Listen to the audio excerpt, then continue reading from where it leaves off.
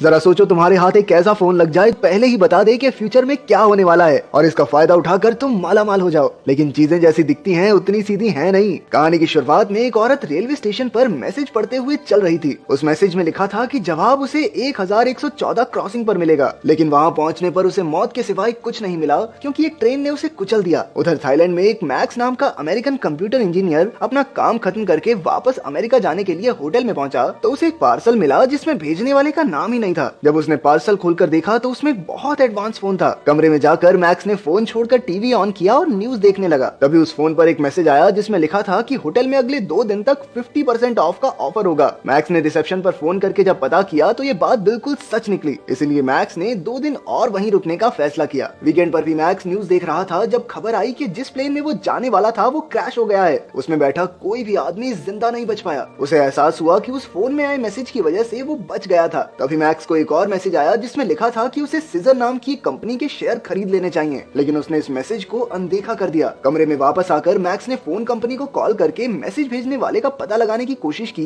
लेकिन उनके सिस्टम में भी कुछ नहीं पता चला। तभी टीवी पर खबर आई कि सीजर कंपनी के शेयर आसमान छू रहे हैं और जिन भी लोगों ने उसमें पैसा लगाया था वो अब करोड़पति हो चुके हैं। ये खबर देखकर मैक्स हैरान रह गया और साथ ही साथ उसे ये मौका गंवाने का दुख भी था। अगले दिन उसके फोन पर मैसेज आया कि उसे प्राग जाना चाहिए। इस बार मैक्स ये मौका नहीं गंवाना चाहता था, इसलिए वो बिना सोचे वहां पहुंच गया। एयरपोर्ट पहुंचने पर एक रशियन टैक्सी ड्राइवर ने उसे आधे पैसों में होटल तक पहुंचाने का वादा किया, जिसे सुनकर मैक्स भी मान गया। रास्ते में यूरी ने उसके फोन की तारीफ करते हुए उसे अपना कार्ड भी दिया क्योंकि उसका फोन और बाकी गैजेट्स का साइड बिजनेस था। होटल पहुंचकर मैक्स ने कुरियर कंपनी को फोन लगाया ताकि पता तो चले ये फोन उसे भेजा किसने है, लेकिन उन्होंने भी कुछ भी बताने से इनकार कर दिया। तभी उसे मैसेज आया कि कसिनो में जाकर 13 नंबर मशीन में खेले। 3 बारी में तो कुछ नहीं बनेगा, लेकिन 4थी बारी में लग जाएगा सीधा जैकपॉट। वो जब कसिनो पहुंचा तो उस मशीन पर कोई बैठा हुआ था, पर मैक्स ने उसे 100 यूरो देकर वहां से हटा दिया। जैसा मैसेज में लिखा था बिल्कुल वैसा ही हुआ। कसिनो में चारों तरफ कैमरे लगे हुए थे और ये सब सिक्योरिटी हेड जॉन देख रहा था। उसने अपने आदमियों को मैक्स पर नजर रखने को कहा। इसके बाद मैक्स को एक दूसरा मैसेज आया और उसने एक टेबल पर जाकर अपने सारे पैसे लगा दिए। इस बार भी मैसेज की बात बिल्कुल सच साबित हुई और वो फिर से जीत गया। जॉन ने देखा कि वो खेलते वक्त फोन का इस्तेमाल कर रहा था। उसने एक आदमी भेजकर मैक्स को कहलवा दिया कि कसिनो में फोन चलाना अलाउड नहीं है। मैक्स मौका नहीं गंवाना चाहता था, इसीलिए उसने यूरी को फोन करके मदद मांगी ताकि वो बिना फोन को छुए मैसेज सुन सके। यूरी मदद करने के लिए मान तो गया, लेकिन उसने बताया कि कुछ घंटों का टाइम तो लगेगा। इसीलिए मैक्स वापस अपने होटल में चला गया, जहाँ उसने देखा कि एक आदमी औरत आपस में लड़ रहे थे। कमिला नाम की वो औरत अपने शराबी पार्टनर से खुद को बचाना चाहती थी, इसीलिए मैक्स ने उसकी मदद करने की सोची। रुक जाओ कानून की खातिर, मेरे को रोकेगा तेरी तो। मैक्स के बेहोश होने पर पता चला कि ये सब तो सिर्फ एक दिखावा था ताकि वो लोग मैक्स के सिम कार्ड को कॉपी कर सके। जब मैक्स को होश आया तो वो आदमी वहाँ से जा चुका था। तो मौका देखकर मैक्स ने कमिला के साथ फ्लर्ट करने की कोशिश की। उधर जॉन की टीम को पता चला कि दुनिया के किसी भी सिस्टम में मैक्स के फोन पर आए मैसेजेस का कोई रिकॉर्ड नहीं था। उधर मैक्स यूरी से मिला जिसने उसे वायरलेस ब्लूटूथ ईयरफोन्स दिए। अभी तुम्हें फुद्दू बात लग रही होगी, लेकिन ये 2009 की मूवी है, ठीक है? उस टाइम की खतरनाक टेक्नोलॉजी है ये। खास बात ये थी कि फोन पर आने वाले सभी मैसेजेस को वो सुन सकता था। उरी भी उन मैसेजेस को देखकर हैरान हुआ, लेकिन फिर मैक्स ने उससे पूछा कि क्या वो इन्हें भेजने वाले का पता लगा सकता है। उरी ने बताया कि इसके लिए बहुत हाई लेवल की हैकिंग चाहिए और वो ये सब सिर्फ मॉस्को जाकर ही कर पाएगा। मैक्स कसिनो में आकर मैसेजेस की वजह से बार बार जीतता गया। ये देखकर जॉन और उसके आदमी उसे पकड़ने के लिए पीछे भागे। उनसे बचते बचाते मैक्स जैसे ही बिल्डिंग से बाहर निकलने वाला था, तभी एफबीआई के स्पेशल एजेंट डेव ने अचानक से सामने से आकर उसे पकड़कर अरेस्ट कर लिया। जॉन ने मैक्स को अपना आदमी बताकर डेव को रोकने की कोशिश की, पर उसने उसकी एक न सुनी और जॉन को याद दिलाया कि अब भैया आप एफबीआई में काम नहीं करते, इसलिए बीच में ना पड़े तो बढ़िया होगा, वरना तशरीफ तोड़ दी जाएगी आपकी। कुछ ही पलों के बाद मैक्स को एक खाली पड़ी बिल्डिंग में ले जाया गया, जहां डेव ने बंदूक की नोक पर उससे फोन के बारे में पूछताछ की। मैक्स ने भी कह दिया,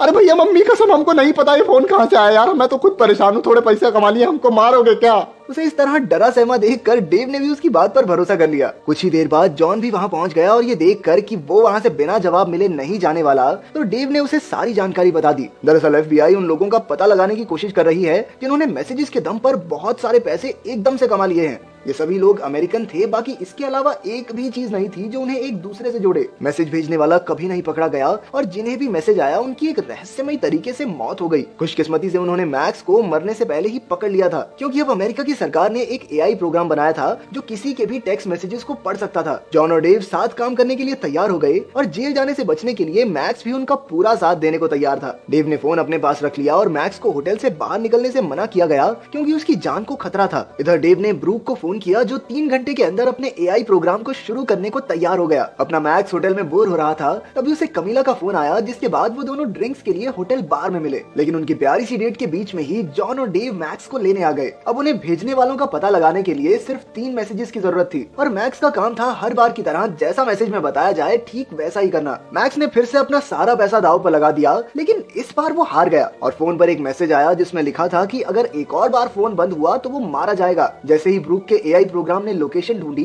तो वो एकदम हैरान रह गया और उसने जल्दी से पूरे सिस्टम को बंद करने का ऑर्डर दिया। उसने डेव को कॉल करके ये मिशन जल्दी से बंद करने को कहा और जब डेव ने पूछा कि क्यों भाई, क्या चक्कर है, तो उसने बताया कि हो सकता है ये उन्हीं के एआई प्रोग्राम एक्िलॉन का काम हो। इधर हेडक्वार्टर्स में ब्रूक का दिमाग फटा जा रहा था और उसने सबको ये पता करने में लगा दिया कि आखिर उनके सिस्टम को किसने हैक किया है। लेकिन जांच करने पर पता चला कि किसी बाहर के आदमी का इसमें कोई हाथ नहीं है। शाम को मैक्स कमीला से मिलने गया, जहां उन्होंने अपने रिश्ते के बारे में बात की और कुछ प्यार भरे लम्हे साथ बिताए। अगले दिन कमीला को एक फोन आया और उसे ऑर्डर्स दिए गए कि मैक्स को किसी भी तरह घर के अंदर ही बिजी रखे। दूसरी ओर मैक्स के फोन पर एक मैसेज आया जिसमें एक एड्रेस था। ब्रूक ने डेव से कहा कि मैक्स की जगह एक एजेंट को वहां पर भेज दे। डेव को शक था कि वो इतनी आसानी से उन्हें बेवकूफ नहीं बना पाएंगे। जैसे ही वो एजेंट वहां पहुंचा तो ट्रैफिक सिग्नल अपने आप बदलने लगा। इस गड़बड़ी की वजह से एक गाड़ी ने आकर एजेंट को मार दिया। इधर मैक्स अमेरिकी सरकार के बनाए उस नए एक्िलॉन प्रोग्राम के बारे में पढ़ रहा था, जिसकी मदद से वो अमेरिका के सभी नागरिकों के फोन और मैसेजेस पढ़ सकेंगे। और तो और ये प्रोग्राम इतना ताकतवर था कि ये देश के सभी कैमरों का इस्तेमाल भी कर सकेगा। मैक्स का ध्यान भटकाने के लिए कमीला उसके गांव के बारे में बात करने लगी, जहां उसके दादा का घर था। उसकी ये बात सुनकर मैक्स एकदम हैरान रह गया, क्योंकि उसने तो कमीला को कभी अपने दादा के घर के बारे में बताया ही नहीं था। उसे कमीला पर शक हुआ, लेकिन इससे पहले वो बात कर पाते कमीला ने सामने वाली छत पर एक स्नाइपर को देखा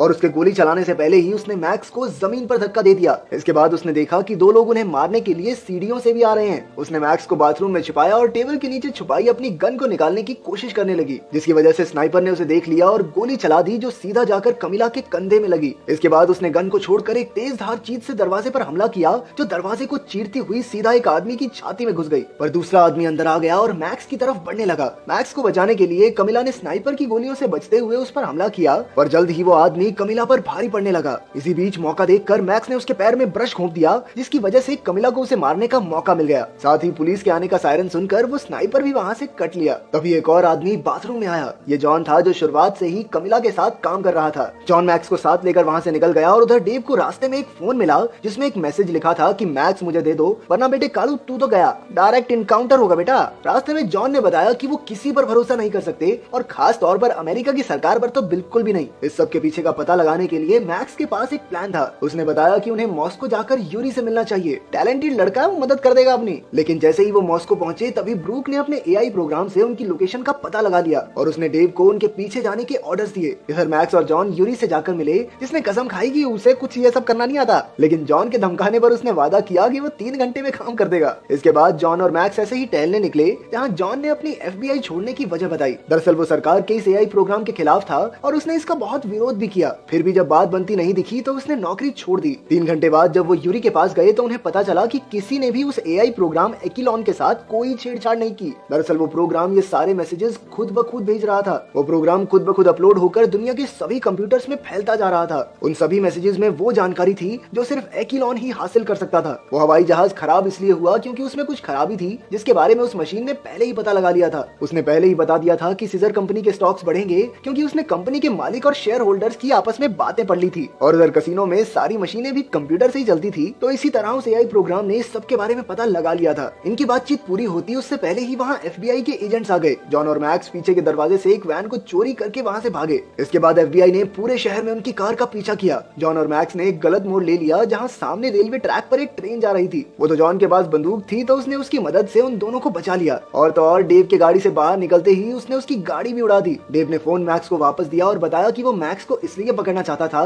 क्योंकि एक्िलॉन उसके अलावा किसी से बात नहीं करेगा और अमेरिकन सरकार भी ये बात जानती है कि सारे मैसेजेस एक्िलॉन ने ही किए थे। ये सुनते ही मैक्स ने अपनी बंदूक डेव पर तान दी, पर डेव ने उसे भरोसा दिलाया कि अब वो उसी के साथ है। इसके बाद एक मैसेज आया जिसमें मैक्स की पहली नौकरी का एड्रेस लिखा था। जब दिए गए पते पर पहुंचकर मैक्स ने मशीन में अपना पासवर्ड डाला तो उन्होंने देखा कि वो तो एकदम खाली था। दरअसल वो एआई कंप्यूटर प्रोग्राम हेडक्वार्टर्स के कंप्यूटर को छोड़कर खुद ब खुद अपने आप को इस कंप्यूटर में डाउनलोड कर रहा था, ताकि सरकार भी उसे काबू न कर सके। धीरे धीरे ये प्रोग्राम पूरी दुनिया के कंप्यूटर्स में फैल जाएगा और फिर उसे कोई बंद नहीं कर सकेगा। डेव ने मैक्स को इसे रोकने को कहा, तभी एक मैसेज आया कि ऐसा करने की कोशिश भी मत करना। मैक्स ने स्क्रीन पर देखा कि एक्िलॉन ने सभी लोगों का पैसा अपने कब्जे में कर लिया था। अगर उसने इस वक्त सर्वर को बंद कर दिया तो सबके पैसे डूब जाएंगे, इसलिए वो किसी और तरह से उसे रोकने की कोशिश करने लगा। वहाँ एक कैमरा और हेडफोन्स मौजूद थे जिसकी मदद से उसने एक्विलॉन से बात करनी शुरू की। एक्विलॉन ने उसे बताया कि उसका मकसद सिर्फ अमेरिका की आजादी की रक्षा करना है और जो भी चीज उसके बीच में आएगी वो उसे खत्म कर देगा। मैक्स को एहसास हुआ कि वो अब भी कुछ न कुछ कर सकता है, तो उसने एक्विलॉन को इस बारे में सर्च करने को कहा कि आखिर लोग इस बिल के खिलाफ क्यों थे। ये सब पढ़कर एक्विलॉन को पता चला कि वो खुद ही अमेरिका के लोगों की आजादी के लिए सबसे बड़ा खतरा है, क्योंकि जब सरकार उनके पर्सनल मैसेजेस और कॉल्स को पढ़ और सुन सकेगी तो फिर आजादी किस बात की। उस प्रोग्राम ने सोच समझकर खुद को ही बंद कर दिया। इसके बाद सरकारी एआई प्रोग्राम को रोकने के लिए एफबीआई ने तीनों को अरेस्ट कर लिया। वाह,